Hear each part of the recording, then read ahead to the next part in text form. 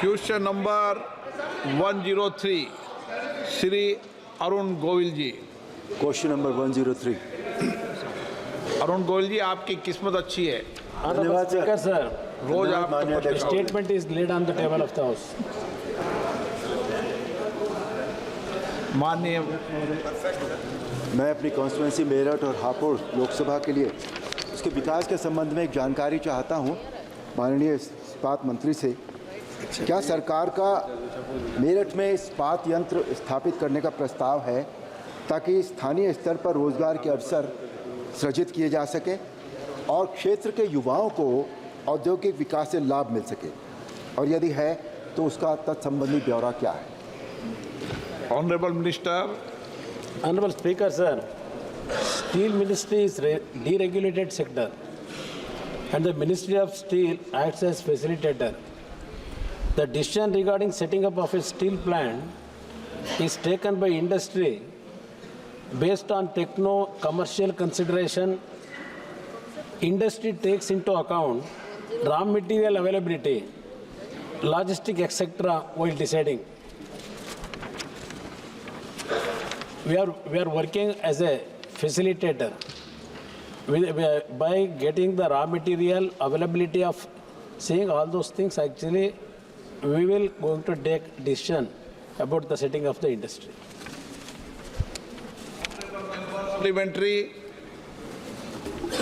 Supplementary पूछना आपको? माननीय अध्यक्ष महोदय, मुझे मंत्री जी के उत्तर से यह नहीं समझ में आया बिल्कुल भी कि वहाँ संयंत्र स्थापित करने का कोई विचार है या नहीं है। यदि है तो इस परियोजना की क्षमता, निर्धारित समय सीमा और अनुमानित बजट वो कुछ बताएं। बता दें मंत्री जी, हाँ या ना, एक शब्द। अध्यक्ष महोदय या ना? अध्यक्ष महोदय, there is no question of not present. Question ने आपका एक विचार है या नहीं? हाँ ना में जवाब देते हैं। नहीं नो। श्री प्रशांत पेडोले।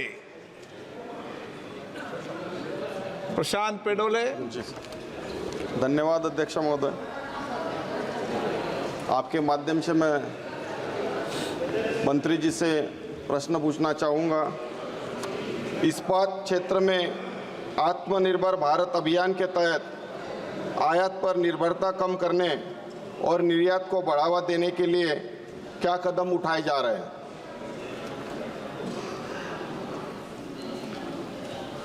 महोदय,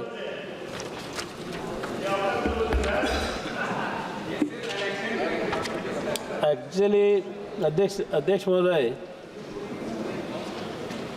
this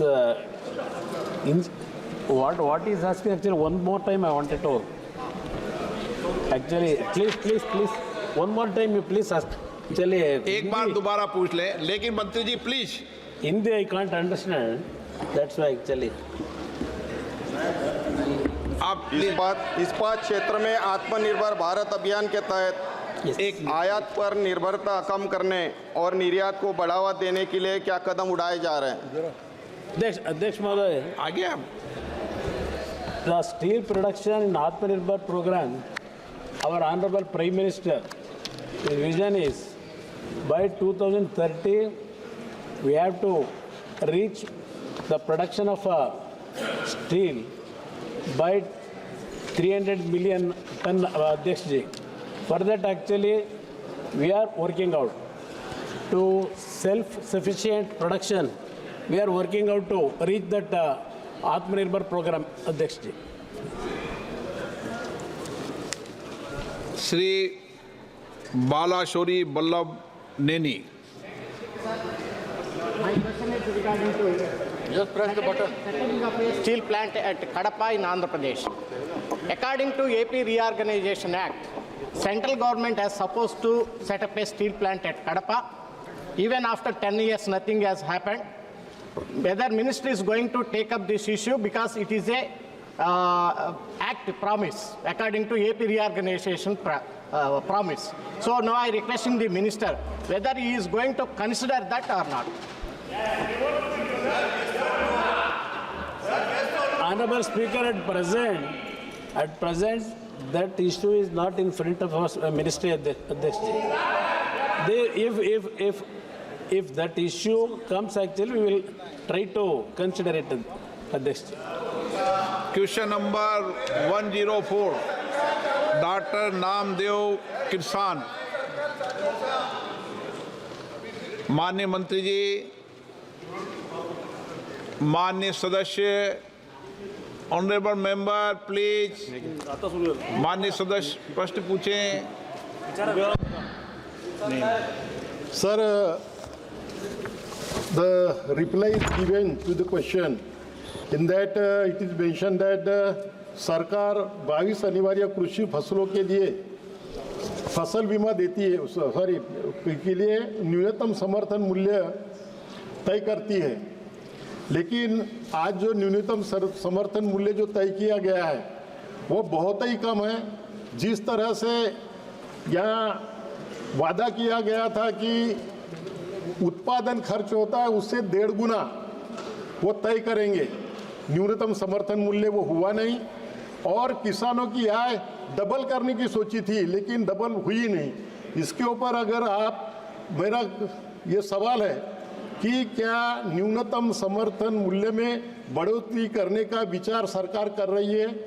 और दूसरा क्वेश्चन है सर, प्रधानमंत्री फसल बीमा योजना, इसमें 16-17 में 1,65,960 करोड़ डिसबर्समेंट हुआ है, लेकिन अभी जो है 23-24 में कितना डिसबर्समेंट हुआ उसका उल्लेख उसमें है नहीं।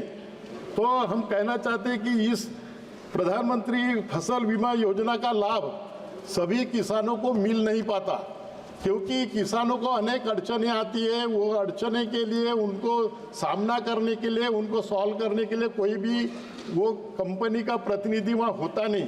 डिस्ट्रिक्ट लेवल पे भी कंपनी का कोई प्रतिनिधि होता नहीं।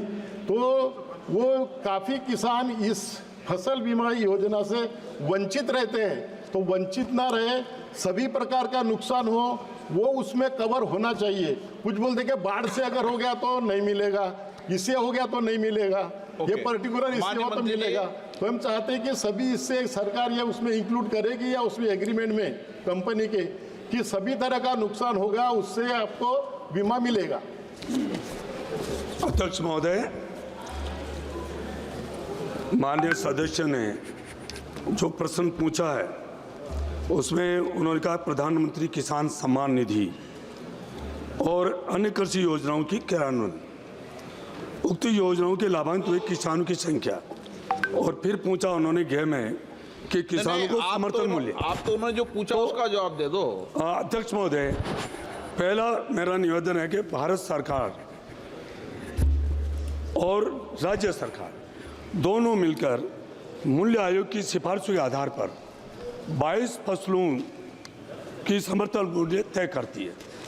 ये एमएसपी अध्यक्ष महोदय बाजार को नियंत्रण करने के लिए है, ताकि बाजार कहीं इतना नीचे नहीं आ जाए कि इस देश का अन्नदाता किसानों के लिए तकलीफ हो, और इतना भी नहीं बढ़ जाए ताकि उपभोक्ताओं को परेशानी हो। इसके लिए एमएसपी लागू की गई है, और ये केंद्र और राज्य सरकार दोनों मिलकर और मूल्य आयोग इसकी सिफारिश करके और 22 फसलों के लिए इसको किया गया है। किसानों को समर्थन मूल्य समय पर भुगतान सुनिश्चित करने के लिए कई कदम उठाए गए हैं।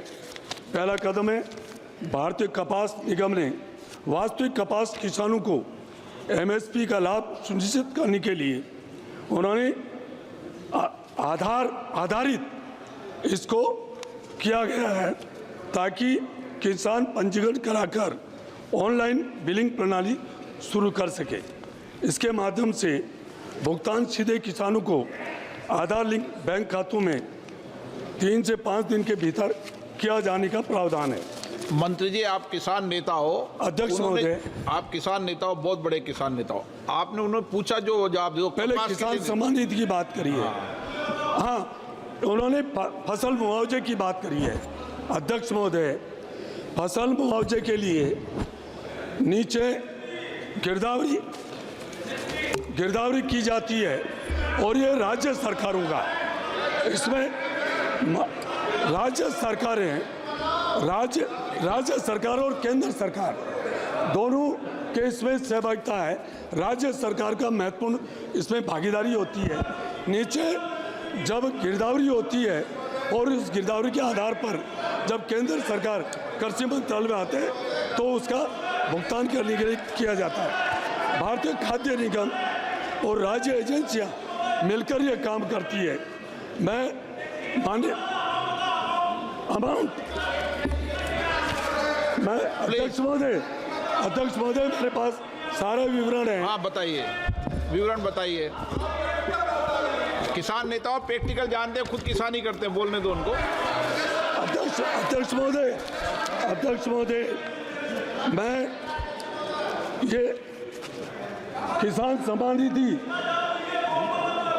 मैं गोलमाल क्यों अध्यक्ष महोदय मैं कह सकता हूं कि 2014 से लेकर 2024 तक प्रधानमंत्री नरेंद्र भाई मोदी जी ने चाहे किसान सम्मान निधि लागू की हो, चाहे एमएसपी बढ़ाने का काम किया हो, 2014 से लेकर 2024 तक अध्यक्ष महोदय 2014 से लेकर 2024 तक एमएसपी बढ़ाने की बात करूं तो 2 गुना, 2.5 गुना, 3 गुना एमएसपी बढ़ाई है और इन्होंने कुछ नहीं किया।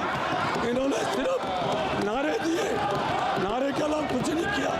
अध्यक्ष महोदय प्रधानमंत्री जी ने बाजरा, आप अध्यक्ष महोदय राजस्थान में बाजरा सबसे ज़्यादा होता है। 2014 के पहले 1225 रुपये थे, आज 2625 रुपये है। ऐसे सारे आपको पता है खरीफ फसल की 14 की एमएसपी बढ़ाई है, रबी फसल की भी एमएसपी बढ़ाई है। इन्होंने सिर्फ नारे दिए, किसानों